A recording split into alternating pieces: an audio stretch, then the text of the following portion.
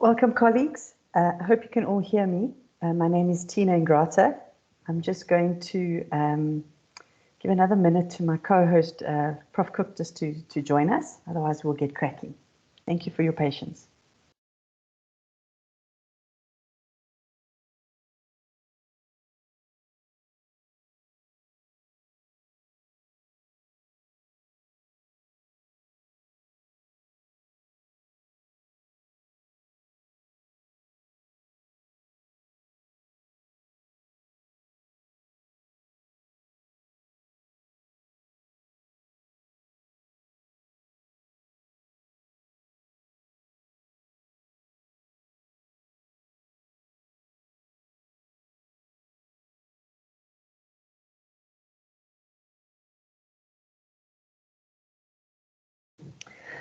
Okay, colleagues, I think we should get started just in the interests of you've all given up your afternoon to come and have a conversation with us.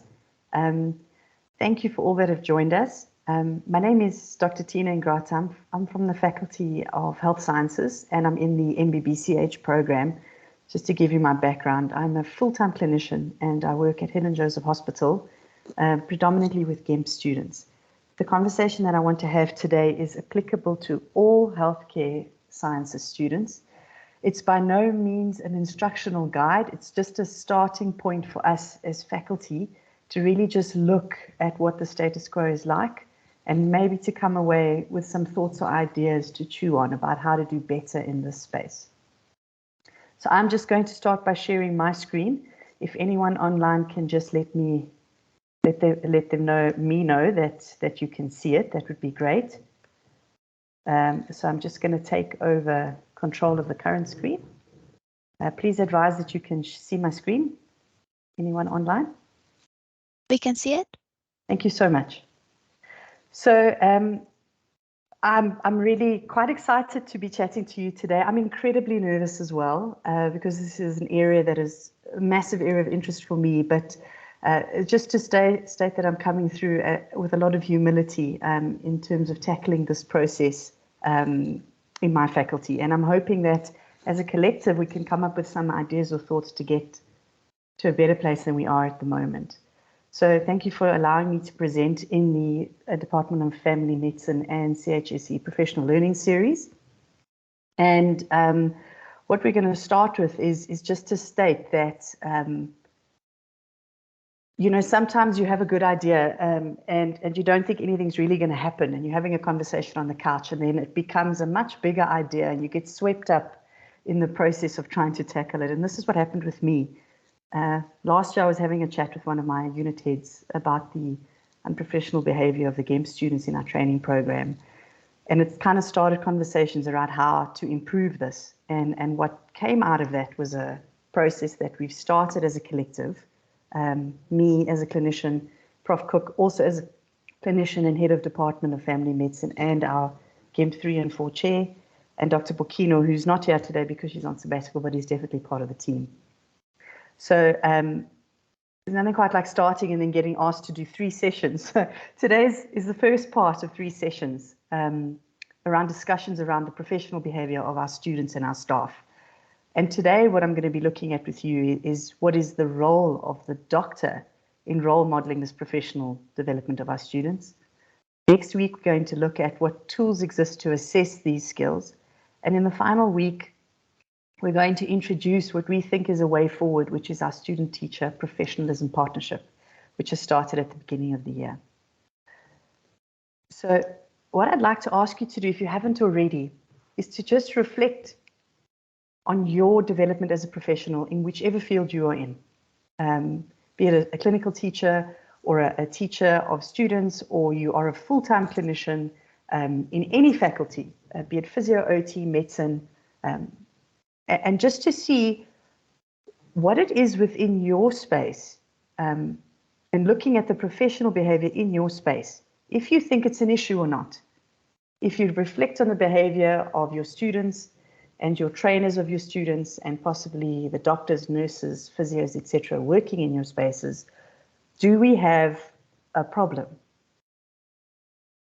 If I had to open up to the floor, I mean, Is there anyone that perhaps thinks that there isn't a problem, and this question that I'm asking is possibly off center? I'd love to hear your thoughts, but is anyone having a problem with professional behavior in their training space at the moment? Comment in the chat, or you can unmute yourself and give us a shout.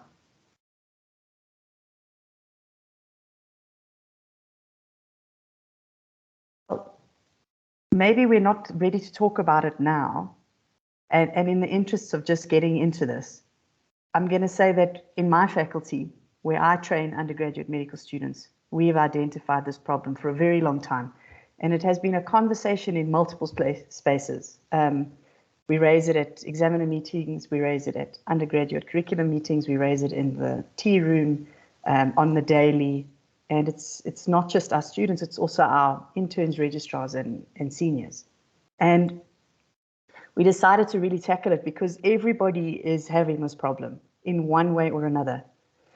And really, our students were stuck. They didn't really know what was expected of them, and they needed some ground rules, and we really wanted to reduce our complaints. But honestly, we wanted to foster a shared responsibility in tackling this particular problem.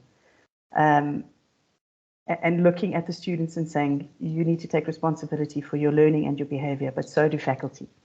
And really just collaborating with our students on this. Because when we reviewed our own space, we realized that all of the stories are an us versus them. All of the conversations we have around students and engagement with students is they did this or we did that, and it's almost a boxing match in every meeting. And it's just ironic and sad for me because we want them to be whatever it is we're training them to be. Is it a doctor or a physio or an OT or a clinical associate? It doesn't matter. And they, I hope, enter the program because they want to become those things. And we should be looking in the same direction and partnering. And we were hoping to change the status quo, this culture, this very negative culture that exists in the Wits faculty at the moment.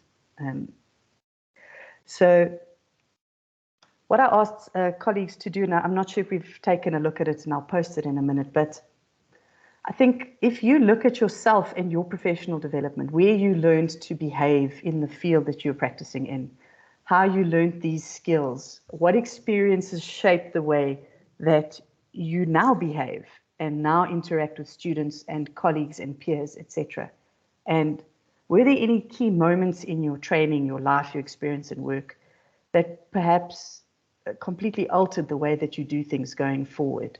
And in that journey, how has it changed the way that you behave when you pass on your knowledge and your experiences with students? And what I did is I created a Padlet. It's a lovely online tool to really just share thoughts on a whiteboard. And what I'm going to do is just share that screen quickly, just to show you what sort of interaction I received so far on this. So I'm going to just adjust that quickly and share that part. And hopefully you can all help me with that. Sorry, while I'm doing the tech side, I see there's a hand up here from Mervyn Jacobson. Please do go ahead and offer your thoughts while I'm doing the tech. Thanks very much. I think this is an exceptionally important issue, and just by your opening comments, it's obviously something with which everybody struggles. My own perspective as a clinical educator is that the students are exposed to various different attitudes depending on the level of the individual to whom they're exposed. Interns very definitely have different attitudes from medical officers, from registrars, from consultants. Often in the intern phase particularly, there are people there who are there to earn a living and not necessarily to do a job. And their attitudes can be very influential in the undergraduate's learning experience, because the undergraduate in many instances is exposed either primarily or predominantly to interns and those who are, for not wanting to be offensive, perhaps a little less professional. As a general rule, my experience as a gynecologist has been the higher up the ranks one goes, the more professional are the people to whom we are exposed. Thanks. Thank you very much for your comments around your experiences there.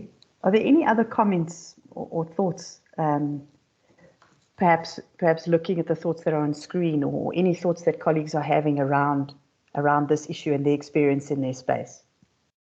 Any comments at this stage? May I be bold again, if you don't mind? Absolutely, please do I go certainly ahead. don't want to dominate. My own personal experience is that I was influenced from undergraduate years by many superb professionals, and they were superb in many respects. The way they presented themselves, both from a body language and from a dress point of view, the way they conducted ward rounds, their level of knowledge, their tolerance. So I was very fortunate in my developmental years to be exposed to some superb professionals. I was very fortunate. Yes, there are scary doctors, as your fourth point mentions, scary doctors in internship from a multiple perspectives. I can't talk about the Barra seniors anymore, but when I was at Barra, again, I was blessed to have superb professionals who led by example. They weren't dictatorial. They rolled up their sleeves. They did the work. They shared their experiences and their knowledge. And in my development, they were superb in hopefully constructing a better professional. Thanks. Thank you, Mervyn, for your comments. Dina, Ruth, please do go ahead. Thanks, Tina. I appreciate your second sort of blurb there that said you had to reflect on your own role. There's an African proverb that reads, a child says what they hear at home, or they speak or they act what they've heard at home. And it just makes me think that what we see in our students is a reflection of possibly us, what they see in their homes, in inverted quotes. And so I really appreciate you saying that. Even earlier, you alluded to it, that we have to reflect on self and how we present ourselves professionally if we have this expectation of our students. Thanks. Thank you so much for your comment, Tina. I mean, when I looked at this and I really looked at the problem, I found it so easy to point the finger and say the problem is with the student, the problem is with that clinician, and to turn that finger around at oneself and say, am I part of the problem? What is my role in this problem? And is there anything that I can do at an individual level that'll make a difference? Because often people feel that their individual effort is not enough to make a difference. And I want to challenge that today, because it does take one clinician to change your life in terms of an experiential exercise. Someone that really made you see something that you want to be just like that person. And I don't know that we appreciate the role we have in how we behave as faculty and to look at ourselves first rather than outside. It's much easier to point outwards than it is to point inwards. The second point that I want to make, which one of my colleagues raised, she said that she qualified it and she said she does not enjoy students at all. She does not enjoy interacting with them. She loves to teach, but she doesn't enjoy the interaction. So what she's trained herself to do is to fake it, to fake that she cares. And she hopes that one day in faking it so much, she'll learn to care. And I found it so interesting that she's developed that strategy, because she's learned how she is as a person. And I'm calling today for a lot of introspection into our training spaces and the role that we have, and not poo-pooing how big our impact can be at an individual level. So are there any comments at this stage, or any additional thoughts around this before we really dive deep into the nitty-gritty?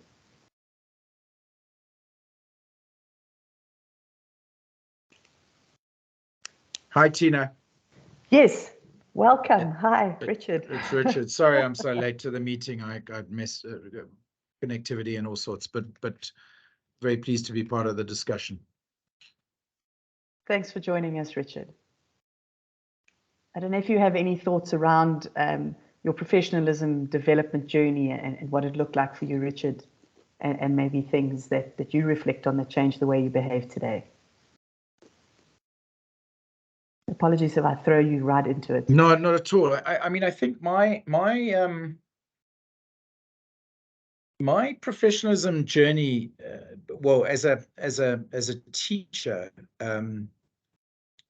of medical students, in particular, was one of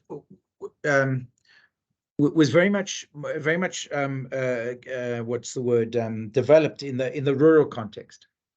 And in the rural context, in a small hospital, so I spent 10 years working up to sort of the senior clinician as a family physician, qualified in the Eastern Cape, in the former Transkei, and it was a very rural, close-knit setting in which. So I was quite privileged in that sense, in that we didn't have huge numbers of students. We actually had students coming up from Stellenbosch, family medicine students. We also had students coming from Walter Sisulu, which was considerably closer, but 3 or 4 at a time. And so therefore it was much easier to develop a sense of mutual respectful teamwork. And it was always an all hands on deck situation that was needed in the first place, because there were not enough of us to go around in terms of professionals. So the students did, a huge amount of work as team members, as team players. And yes, admittedly, we might have received been sent or students volunteered to come to our setting who were of a certain ilk, but in terms of being team players and committed to helping but in that sense, it was quite easy for me to see the value of a collaborative partnership with students right from the get-go. And I feel quite privileged to have been in that space. And if anything, as I got a little bit more senior, I find it more and more difficult to maintain that camaraderie, that teamwork, that collaborative approach with students, because they see me in a certain light of untrustworthiness now back at Wits, as being untrustworthy and being representative of the big brother, and so that's been then difficult for me to build that collaborative approach, Tina, and that's been really a tale of two halves in terms of the rural work on the one side and the Wits work on the other. It's been a very different environment in which this clinical teaching space here vis-a-vis the more rural, small setting stuff, if I might put it that way. Thank you, Richard. Such lovely insights and honesty there. I have seen similar challenges in my space in terms of as I'm progressing up the sort of ladder, the student trust is not the same as it was before. And it's really important that we bring our students on board and partner with them in a way that you've really beautifully articulated. I'm not sure if there's any other comments around this professionalism development journey, colleagues.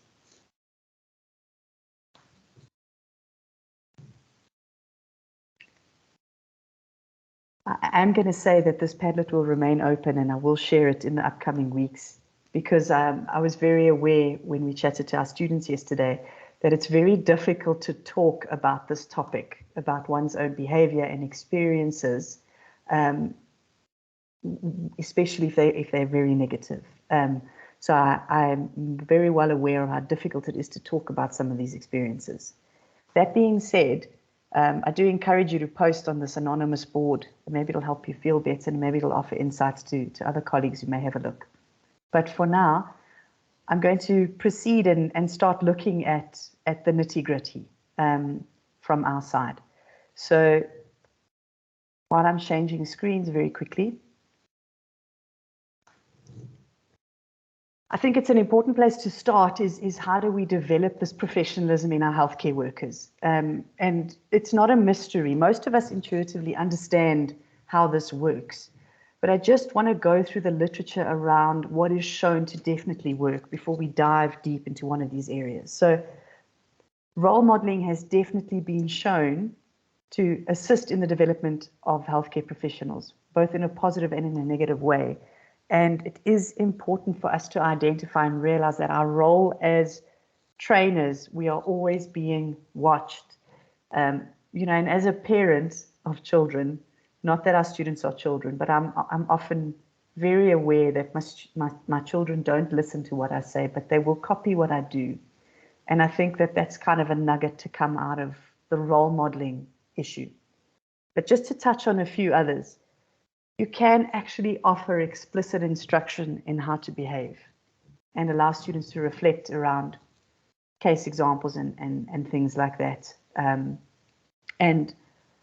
Help students understand and work in small groups and look at the ethical principles about how each of the professions that they're training in are expected to behave, and instruct and work around these things. Feedback and evaluation is critical in professional development. And the thing is, whether you offer feedback to students or engage with them on reflecting on their and your behavior, whether you do it or not, it's still going to happen. It's going to happen outside of those training spaces when students debrief amongst each other, or when faculty do the same and they debrief in their offices. So feedback and evaluation is a really big part of developing our professional behavior, and we really need to work on skill in delivering and receiving feedback from all levels, up and down. Reflective practice is really stopping and pausing and thinking about why you think the things you do, why you behave the way that you do, and bringing it to the fore in the conversations around behavior. Education is key because it brings different people together to work from different environments, and this requires collaboration, understanding of difference, and that's key in becoming a professional, because you will deal with and work with different people, and you will deal with and interact with different patients one day as a healthcare worker. And obviously providing professional development opportunities, really teaching and training people around parts of themselves that they may not know, and on working on the areas that they do identify that require a bit of work, and how to work on these areas, but also harness the areas that they really are doing well in.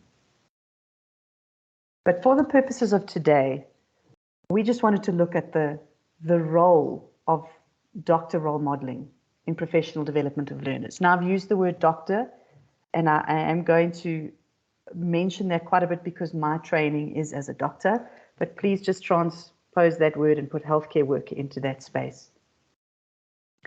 So, as sort of an outline to the areas I want to touch on today, I want to look on professionalism and what it means. I'm going to take you through what our students think in the GEM program at the moment in terms of how we're doing with professionalism. I've asked you to look at a journal article, and you may or may not have looked at it. It was really just to start the creative juices flowing, and then look at what are the possible way forwards. So I think it's just important to get the definitions out the way, because people often confuse these two, especially in their behavior. So a professional, if we look at just a professional, it's someone that is excellent at what they do. And the example that I'd like to use potentially is a soccer player. You look at a professional soccer player, they are excellent at what they do. They get paid a lot of money to do it. They are revered in it. And there's an expectation from society that they behave a certain way in their area. However, they do get away with a lot of unprofessional behavior because of the status that they have in society. Now, that's different to a professional in the healthcare field, because the difference here is, if you look at the professional discussion, you are expected to have a set of core skills and knowledge that society expects you to have, that the regulatory bodies expect you to have, the dental council, the medical council, etc. But there is also an expectation from society in the way that you behave and what you do. Society trusts you when you have these titles. They trust that you know what you're doing, that you're going to behave in a certain way. So the stakes are very different. And sometimes medical students and senior doctors forget which category they are meant to be in. and they may be excellent at what they do. And they use that as an excuse to behave badly. And that does not work within the healthcare field. And always, this field that we have chosen as healthcare workers is a special field. It's magnificent. It comes with so much reward, but with that comes responsibility. That is in addition to being really good at what we do. There is an expectation of how we behave that is expected of in society. And the key things, big things that we expect from professional behavior standards is to be honest, to really get involved, to learn to communicate, and to have respect for ourselves and others. There's also a dedicated conscientiousness and preparation in our tasks, and discernment and humility, knowing when we need to ask for help. And this is what separates healthcare workers from other professionals. There is this almost halo that can be placed around healthcare workers in terms of what is expected of them. And we sometimes forget that that is what is expected of us. I've posted this here because I think it's very interesting commentary from the MPS and Health Professions Council. And what it says is that clinical negligence claims in South Africa have gone up. And one of those reasons is because patients know more and lawyers are more savvy. But they don't really think that it's much related to a deterioration in the quality of patient care. And we all agree that patients and students really need to be better educated about their rights and responsibilities. But they're challenging that the decline in professionalism is what's actually driving clinical negligence claims at the moment. And I'm sure everyone can look at examples. There are many reasons driving clinical negligence claims, but I think professional behavior is becoming a much bigger problem. And what was so interesting is we're not lacking in guidance. We have lots of documents guiding doctors, nurses, students. We are documented and policied out. And I think to make a mistake is human, but what we don't do well is how we behave when we have made what is a human mistake. How clinicians, healthcare workers, students that we're training to become these people behave is an issue. And interesting commentary from our Game 1 class reps is we were reflecting on this with them, and they pointed out that a document never changed behavior. And this really hit home with me on a personal level, because whenever we're having altercations with students, we're trying to pull out the relevant policy documents that we can nail them with it legally. And the fact is, it doesn't matter that these things exist until we change the way that we are behaving in our spaces, that the students are going to model off of us. We can be having all the documents that we like in any of the spaces that we're in. So from that session, the key things that I wanted to highlight is we are all healthcare professionals, and patients and students expect us to behave a certain way. They expect us to be good at what we do. They expect us to be able to deliver certain skills, but they also expect us to do it in a certain way that is professional. Have a code to guide us, but this really needs to translate into observable behavior. I'm going to pause there for a second and just see if there's any commentary around what I've covered.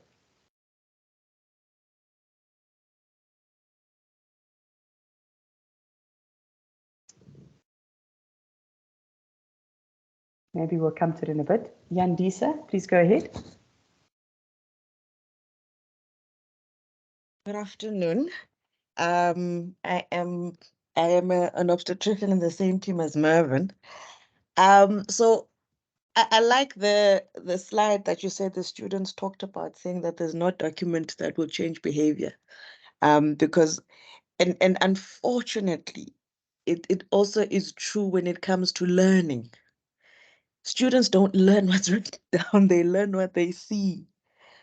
Because sometimes you would be sitting then asking them questions, and the answers they give you is what they see. It's not what is written. And you keep on, I have to keep on reminding them, or rather we have to keep on reminding them that sometimes what they're seeing within our public health institutions is people improvising because of a lack of resources. But of course, sometimes, to be honest, it's people either they don't have the skill or they know how, and especially if it's junior colleagues.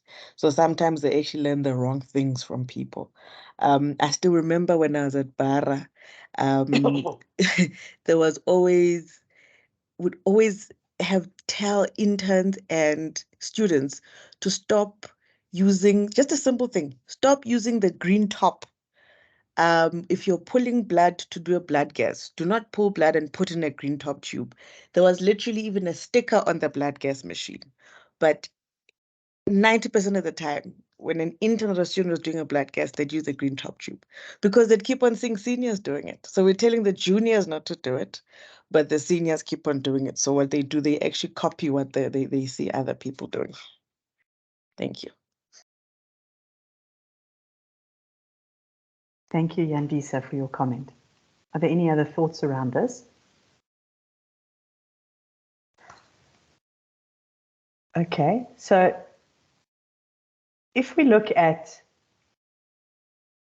our students, now I'm qualifying this. This is from students who we met in GEM 3, which is the 5th year of a 6-year medical program.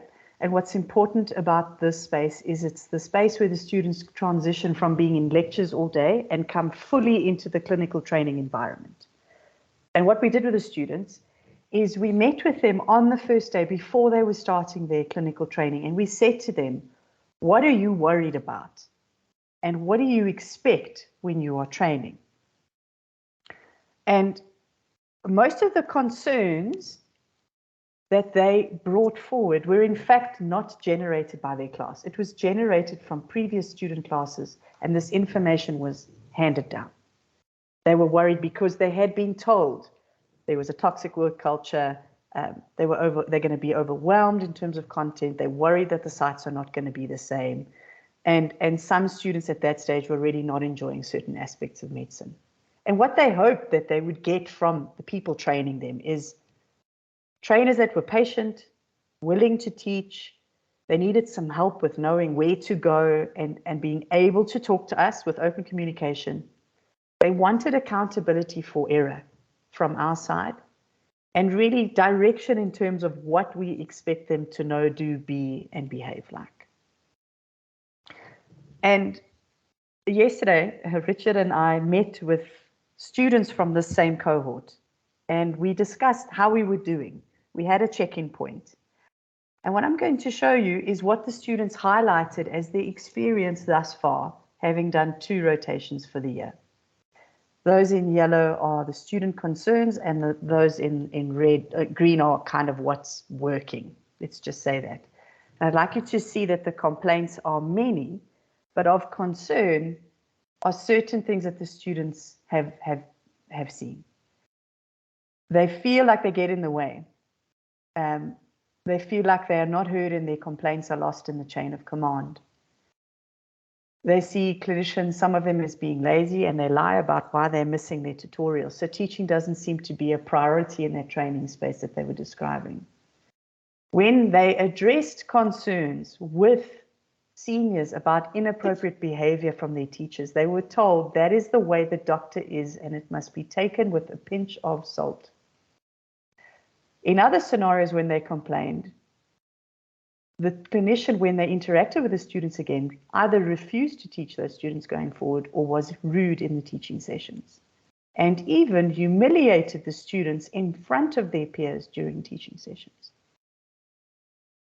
Now, I must say this wasn't the whole class that we met, but these strong stories that come out of 3 months of training were very concerning for me to hear. If we look at what they thought that was going pretty well, they said some doctors were willing to teach, but it was hard for them to identify shining stars or sites. Some were great and some were not. They really did ask for input on their performance early, but they really needed it to be delivered in a gentle way. Some departments were doing well, And they really thought that our faculty needed skill in giving feedback, because then they maybe wouldn't be so scared to receive feedback on their behavior.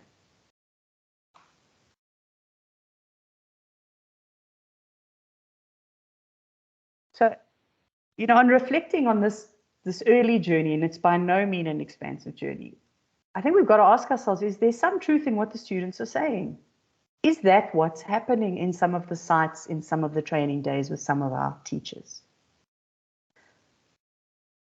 It is true that unprofessional behavior amongst healthcare workers is increasing. And we've seen this in the number of complaints that have been brought forward, number of health professions complaints that have gone up. And instead of saying, those are the students, we've got to really say, where are we in this? Are we holding ourselves and each other to account? Are we really looking at what's going on and saying, is it okay? Is that what we want them to experience? Is that how we want them to behave one day?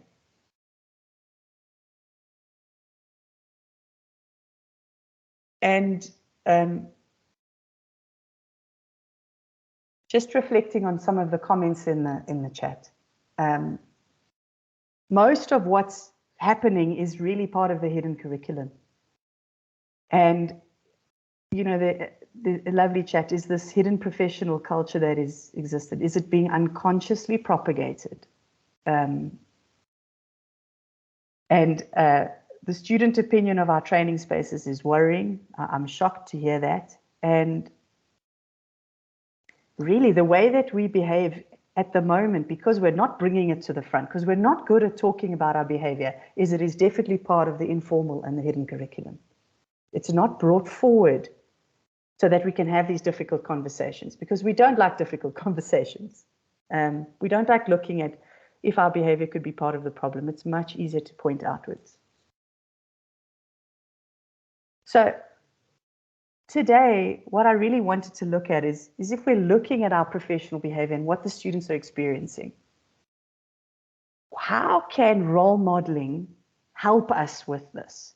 What are the things that role modeling teaches us about professional behavior? And what is its role in developing professionalism amongst our students? And I think what's key is role models teach by example. And what's even more key is that you need to develop a conscious awareness of your role, because whether you are aware of it, whether you reflect on it or not, it is teaching your students to behave a certain way. And a difficult skill is to really articulate what you are modeling when you're role modeling. Now, as a teacher at the bedside, I'm very clear on what examination skills I want to teach, what history-taking skills I want to teach, and what theory I want to see that the students are understanding well. But I've never really thought about what behavior, when we're at the bedside, I want them to role model, and pointing it out and bringing it out and saying, I want you to see that I'm washing my hands when I see this patient, that I'm treating them with respect, because they are the sickest of the sick, and they are agreeing, often under duress, to be used as training material for our students. And that is a privilege and comes with a responsibility on a way that we behave. They trust that we will handle them gently, and we don't always do that. And we really need to articulate that we are modeling that professional behavior because it is expected of them one day.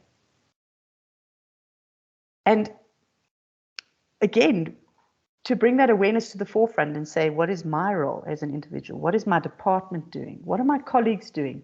And is what the students are saying, does it have some merit? Is there some really that they're onto that we need to work on? Is this culture that we're in a toxic one? And can we change it? Because otherwise we're just going to propagate it. And not only that, you know, with great responsibility comes great impact.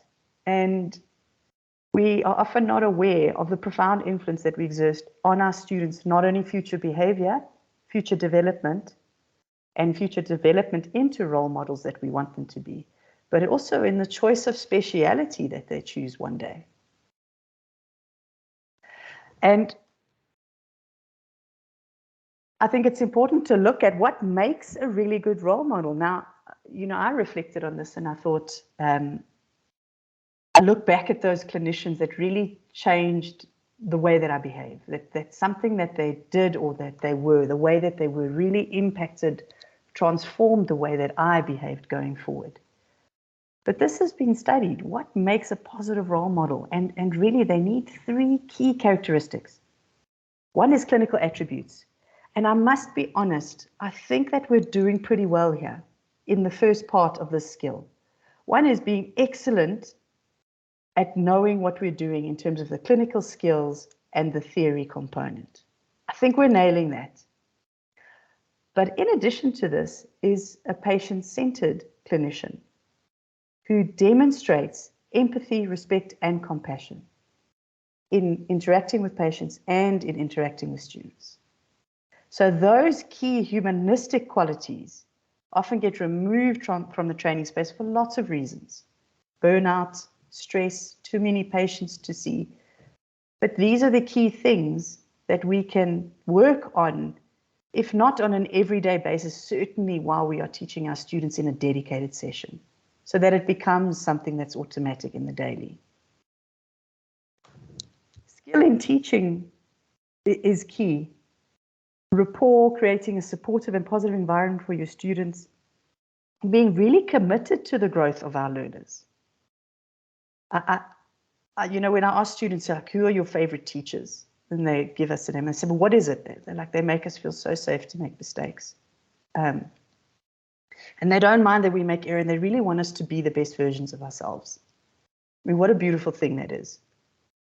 And personal attributes is having effective interpersonal skills with a commitment to excellence, being humble, honest, dedicated, and enthusiastic. Now, here's the kicker. I think if you reflect on yourselves as role models, you could probably isolate out of these 3 which elements you have of these. But all of these areas are skills that can be acquired with additional training in all of these areas. What happens when we get it right? The research shows us that our students and residents, all the way from undergrad and postgrad, they develop higher levels of empathy. They become better at communicating with their patients and each other. They become more confident in their clinical ability, much happier in their jobs, and decrease burnout. Hey, and look at that. That makes them better professionals, which in turn will make them much better role models. And if we get it wrong, increase in unprofessional behavior because they will model what they see. Poor clinical skills will follow through and negative attitudes towards the patients. So today what I've hoped to bring forward is really just looking at an individual level as faculty. What can we do from today, day one? How can we change possibly what we've been putting out there at an individual level, one person at a time, so that we can then take that message and change it, change the entire environment one person at a time. And I really feel that this is a starting point, and I'm really grateful that we've started having this conversation. But it is also a work in progress. And I do want to encourage us in the same way we want our students to grow and develop with a growth mindset. We as faculty need to do the same. And a lot of us are stuck in old ways of being, thinking, and behaving. We really need to shake the tree here, because if we don't change, things won't change and nothing will get better. But if we start one person at a time, who knows what could happen? I do think we have a lot of introspection to do when we look at professionalism development and our own behavior. And there's a lot that we can do at a faculty level in terms of improving on the skills that make us much better role models. These are my comments for today. I really did touch on these things. And Richard, I just want to open to you and see if there's any comments that you have for us from today. Tina, thank you very much. I just wanted to pick up on two additional points, if I may. Well, one that you alluded to from the BME journal article, the guideline that we shared. The one is that it struck me from the article, I was reminded how we really do set ourselves up for well, I was perhaps setting up for failure is one way to put it. When we so explicitly speak in theory and often about the ideal way to approach about how to be a clinician. So if I think about family medicine as a discipline, for example, in my context, we speak about being patient-centered all the time, Tina, and we talk about how one needs to be treating ultimately the patient as a person. Treat a patient and you win, you lose. Treat a patient as a person and you win every time. That sort of philosophy, that sort of idealism, that sort of thinking. And yet it's the differential between that and what happens in practice that the students pick up on so much. And that really then doubles down on in many instances on the lack of role modeling that is witnessed in reality, in the clinical settings. But that brings me to my second point that really is that I need to explore much more and think about deeply from this article. And that was that this explicitness that you spoke about, that you shared with colleagues in your presentation from this article, that how you have to be explicit about being a role model. And if I reflect, for example, on the role of the clinical educator, and we've identified 8 or 9 roles of a clinical educator, which is a sort of Wits employed clinical educator or the tutor or the coordinators or whichever. And then you could translate that into the joint appointee role per se. But if you take the different roles of, say, clinical education is one, and coordination is another, and administration is another, and research is another, and faculty development might be another, and service is another, and is role modeling then an explicit role that we almost wear on our sleeves or on our hearts, and we explicitly are required to role model? Is that what we need to do here, colleagues? That we then almost have metrics for assessing that, or that we, I'm not quite sure, but do we then need to identify that explicitly as a role for us as clinical trainers, as preceptors, as clinical educators? And perhaps we do have to do that. But let me pause there. I'd be interested in other colleagues' thoughts on this. Thank you, Tina. Thank you, Richard, for your insights there. And I love how you turn that around into something that's more actionable in terms of a smaller thing to focus on. Jennifer, please go ahead. Good afternoon, everyone. I'm afraid I missed the beginning of the talk. However, one of the things you said about was when things seem to make a difference, and we're talking about her own experiences. I remember having the students with me in a ward at Barra, and we had the patients all covered up and closed with split cot sides. And I actually left the ward round and went to go and get the patient a glass of water myself. Didn't think anything of it. And one of the ladies came back to me and she said she's copied that all her life. She's now a renal doctor. And it was very interesting. It was just feedback on your approach being copied. So I don't know, but I'm sure a lot of people have had similar experiences, and I agree with you completely. It wasn't something I was doing to teach. It was something I just did because that's what you do with patients. And you speak to them nicely, and you introduce yourself, and you behave nicely. And it was really quite moving to have someone come and say, that is what I've been trying to do ever since I saw you do it. So maybe I shouldn't have said it. It sounds a bit boastful, but it's just a comment. Thank you. Thank you for that lovely comment, Jennifer. And I think it's important to bring those stories forward, because no no good deed goes unnoticed, and they may feel small to us, but their impact can be massive in driving how the students become in their future. And I love what Dean has put in the chat. Faculty introspection and development is deeply needed. We need to stand in self-inquiry, turning defensiveness into self-reflection. And I think the time has come. We really need to start looking in and saying, sure, how are we going to sort this out?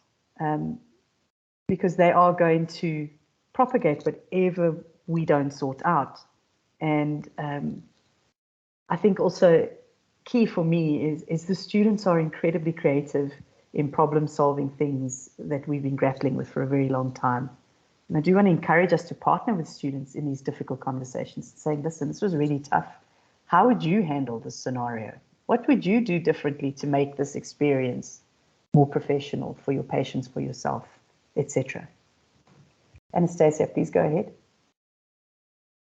Thanks, Tina. Stu had his hand before me, Stuart. I'll wait for him to speak. No, Anastasia, go Apologies. ahead. I'll join in once you're done. All right, then. Thank you. So I think this is is a very much needed conversation to start having at a faculty level. And you know, it does, I guess the sobriety, I don't know if everyone else is picking up on this, you know, the sobriety in the meeting as we listen to students' concerns. And it's not like as if it's something new.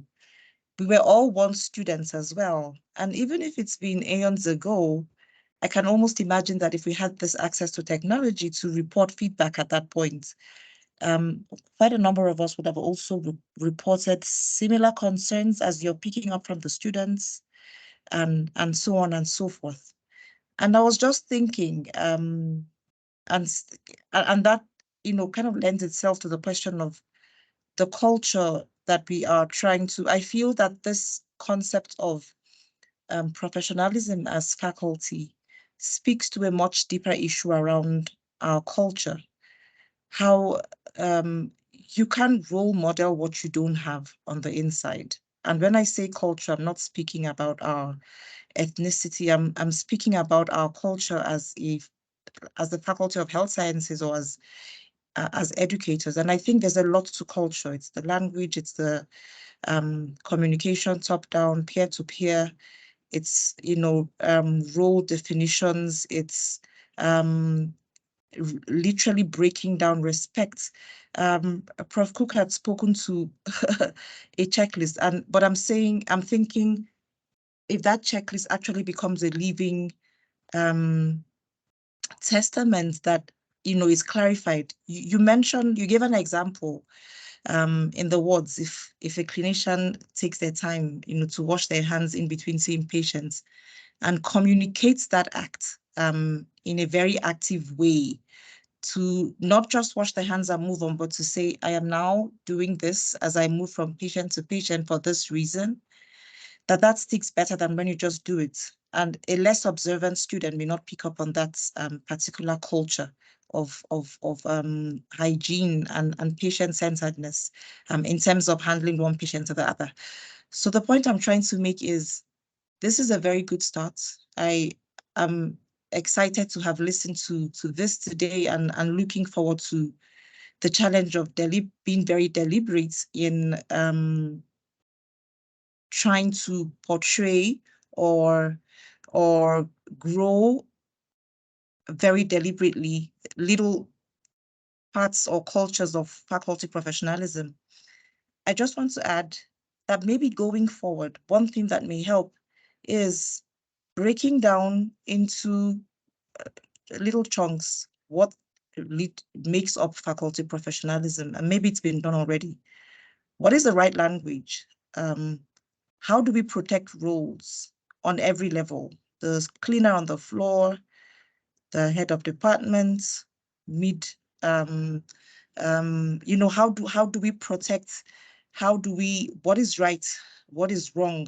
What's right address? What's wrong address? Knowing that in the professional space, there is such a smorgasbord of different ideas and different perceptions of what is right and wrong. In these conversations, are we going to start unpacking in very small bits and pieces? This is acceptable, this is not acceptable. Do we have a conversation? If you think this is okay, you know, so those are just the thoughts that I'm having. Thank you. Thank you so much, Anastasia. Stuart? Hi, Tina. Thanks for this. I think it's such an important topic. One of the things I was thinking about, and one of the things from talking to the students, you were speaking earlier about the sort of us versus them attitude. And I'm interested to know in the clinical setting how much the students are treated as part of the team and given real roles and responsibilities and are welcomed into the community, and how much they are treated as something separate. So often the students aren't part of, they sort of get separate formal teaching where we get told them how things should ideally be done, but they aren't actually allowed to be part of the day-to-day work where they see how things are actually done, which always puts us under pressure to make sure we are doing things properly. So I don't know if students are always treated as actually part of the team, and if they're not treated as part of the team, they won't be incentivized to model their behavior on the team if they don't feel like they're actually part of it in the first place.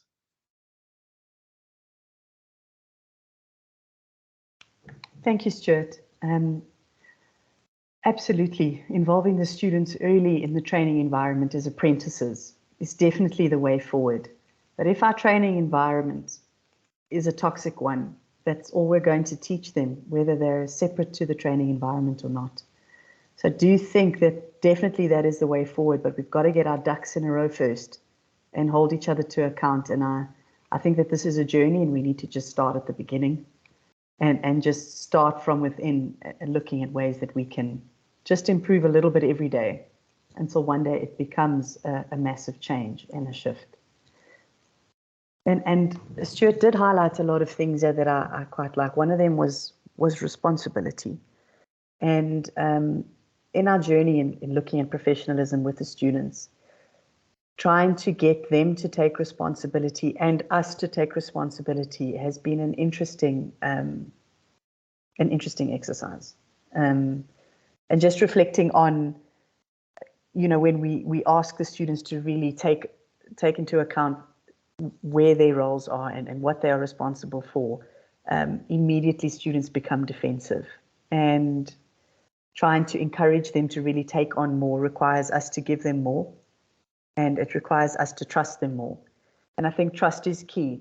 We need to encourage trust, our patients to trust our doctors that we're training and our nurses and our physios, etc. But also that the students trust us to train them in what they need, and that we trust them to hand over responsibility to them in a way that we haven't done before. So I think trust is a really key part of this entire journey. Colleagues, it's exactly 5 o'clock, 1 minute over, and I'm aware of time. So I don't know if there's any other comments, other than to say that this is the start of a conversation and it's not done yet. It's not going to be done for a while. And next week, we're going to be looking in part 2 of the series at how to assess professional behavior in your training spaces and what tools we have access to at the moment. But let me just hand over to Richard if he has any final comments. But from my side, thank you. No, thank you, Tina. And just to, well, firstly, to thank you for your inputs. And really, you know, colleagues, we're quite, you know, we're quite privileged for Tina's interest and enthusiasm in initiating this discussion at the beginning of the year with the students themselves. And we've had a couple of discussions of which I and Dr. Pacino have collaborated in engagement with the students, and we principally with the GEM3s, as I'm sure she alluded to at the beginning of my absence, and for them going into the clinical space. And I had a similar discussion with Ms. Mgobozi Zaviwe's students on Monday, BCMP 3, Clinical Associate Year 3 students, just having this conversation. But of course, doing so with it, we must look to ourselves in this and how we can improve our professionalism as role models prior to really, that's clearly going to be the starting point, is it not? As opposed to, but before we can expect it in our students per se.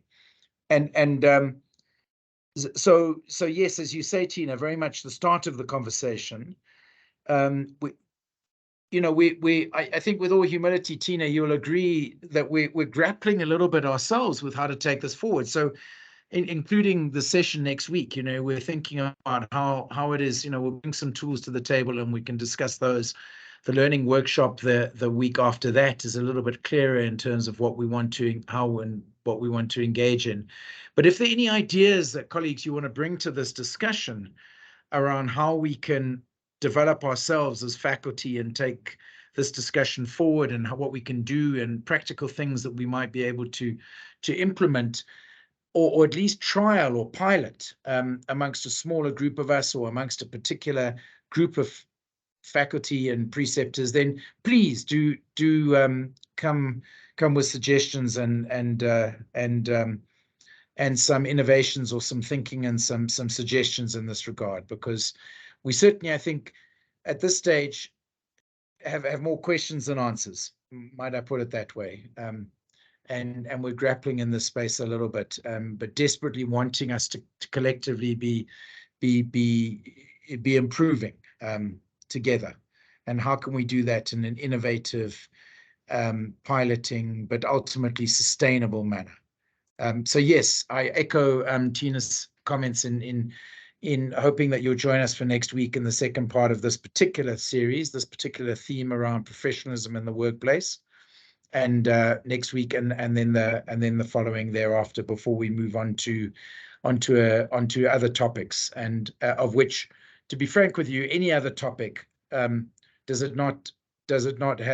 professionalism not impact any other topic that we would have in our professional learning series, to be frank. So this is a critical discussion, and thanks so much for your participation from my side.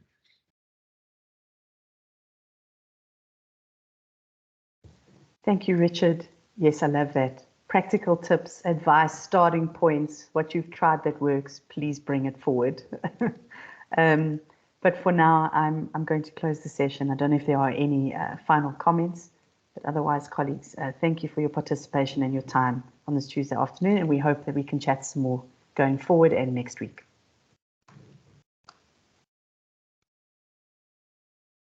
Thank you very much for a stimulating session.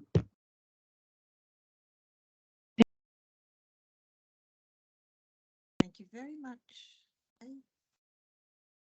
Thanks, everyone.